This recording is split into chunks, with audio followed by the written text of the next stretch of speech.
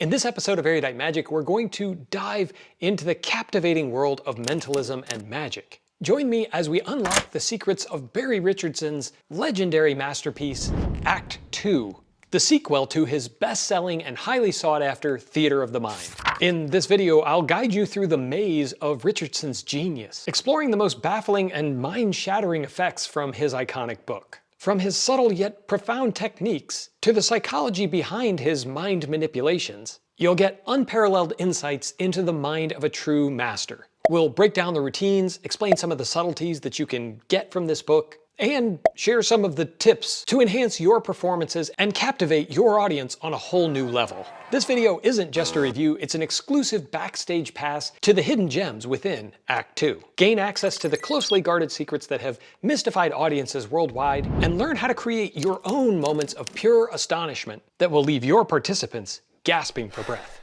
But you might be asking yourself, why this video right now? Isn't this an older book? Yes, this is the second book in the Barrie Richardson trilogy, and Act 2 was published in 2005. Penguin Magic has purchased the rights to the entire Hermetic Press stable of books, and they have just reprinted the 3 Barrie Richardson books. All 3 of them have been out of print for some time, fetching rather sizable sums in the secondary magic book market. I've already covered who Barrie Richardson was in my video review of Theater of the Mind, so be sure to check that out via the links down in the description below or the card in the corner if you're interested in seeing more about that. But if you've seen that video, you already know that Barrie Richardson was a true blue-collar performer. So the real reason for this video is to show you how practical this magic is from an author who used these tricks in a variety of performance settings. The routines are, for the most part, tricks he actually performed for audiences, whether it was at seminars, banquets, magicians' clubs, ladies' literary society meetings, etc. So whether you're an aspiring mentalist or a seasoned performer, Act 2 has something extraordinary to offer you. At slightly over 360 pages, this hardcover book guarantees that you'll find interesting routines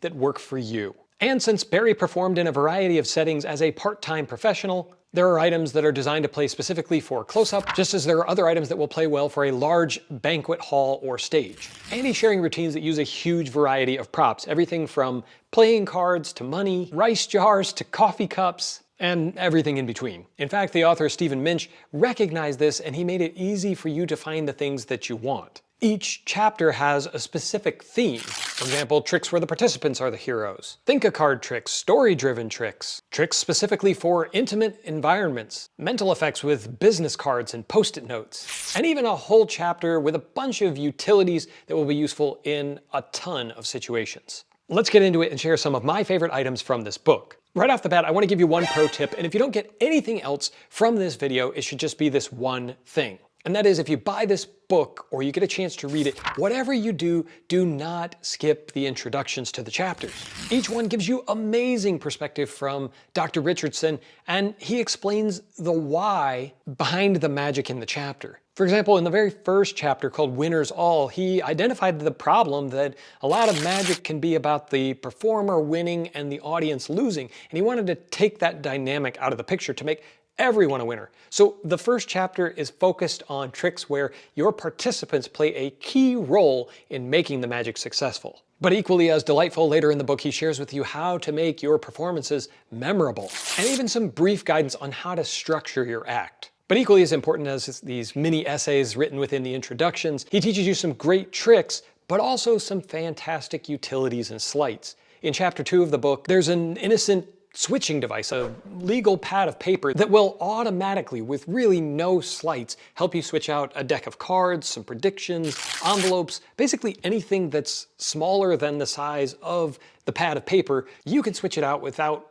having to devote yourself to hours and hours of practice so that you could focus on your presentation. Are you interested in a way to switch out a shuffled deck for a stacked deck with no pockets or no jacket required? Everything is done in the hands. Or if you want a way to slay your audiences with some sort of stacked deck like a Cy Stebbins or any other setup that you know where it's cyclical or you know the value of the next card, take a look at his double-sided peak box and use it in this way. Allow your participants to cut the deck as much as they want, take a look at the top card and remember it, slide it into the middle of the deck anywhere they want, put the cards back in the box. All this can be done while your back is turned. But when you swing around to face your participant, you'll be able to know the card that they're just thinking about. It truly is limited only by your imagination and the other tricks that you know. And that's just the utilities. There are also tricks for when you're not necessarily doing a stand-up show. Maybe it's after dinner, it's casual, you're with some friends. He's got a whole chapter devoted to tricks that you can do that are more or less impromptu, or you can carry the props with you,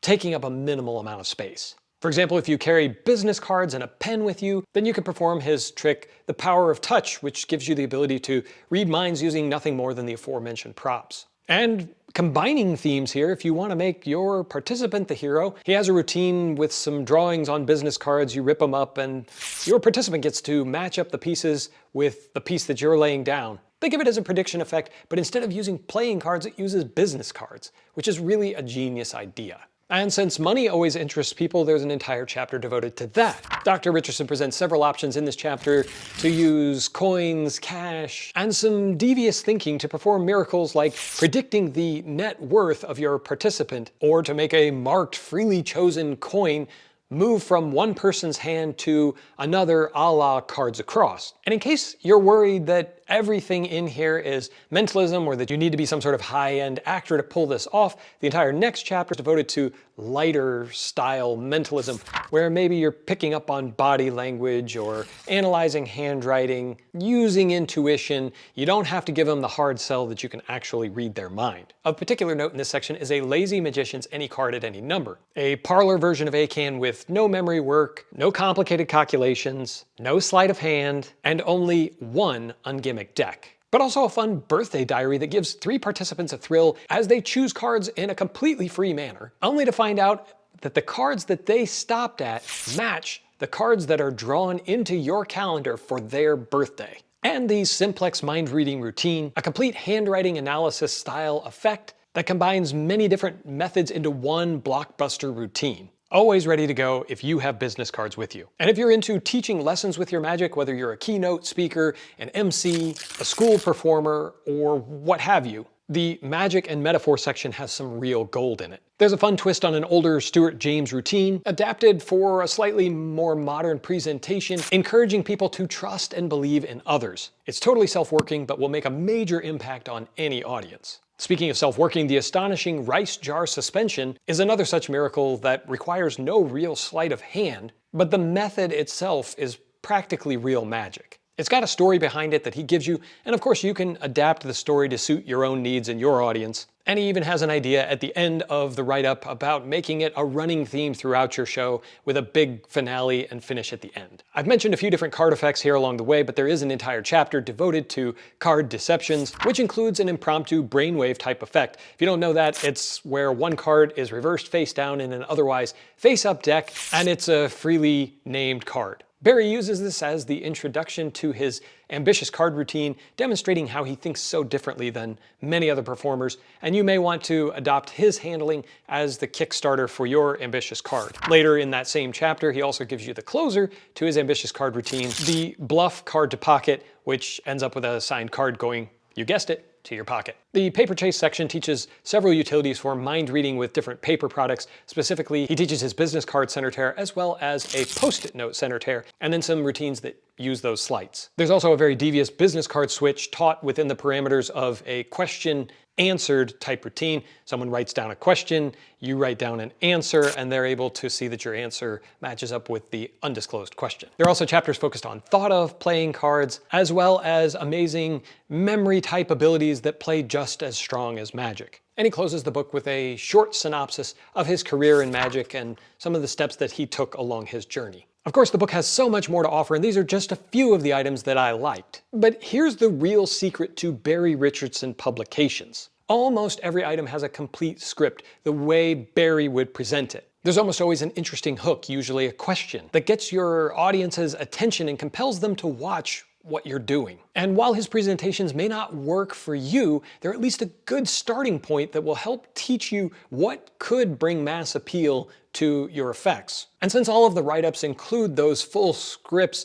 within the introductory effect, you can read through it and really see yourself performing this material, or at least deciding whether it might work for your needs. And you'll get inspired by the very script that Barrie uses to motivate his audiences. Whether or not you end up using his routines, I guarantee you will find methods, presentations, utilities that you will have a use for in your own work, even if it's not within the original context. Back in the day, this book was available for under $50. The new reprinted version retails for $70. But I did some research based on one of your comments from my last video. If you take the US's consumer price inflation calculator and roll this price back to the original publication date of 2005, $70 is basically $45 back then. So the question is it worth it? In my mind, because I am a mentalist and I perform this type of material, I think it's a no-brainer. But whether or not you are a dedicated mentalist, I think there's a lot to learn from Barrie Richardson's thinking, his handling,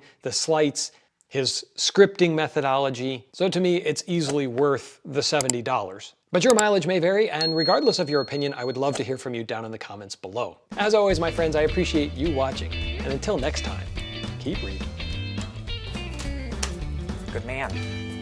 That's the illusion. Look at him, skinny guy. We can hardly see you.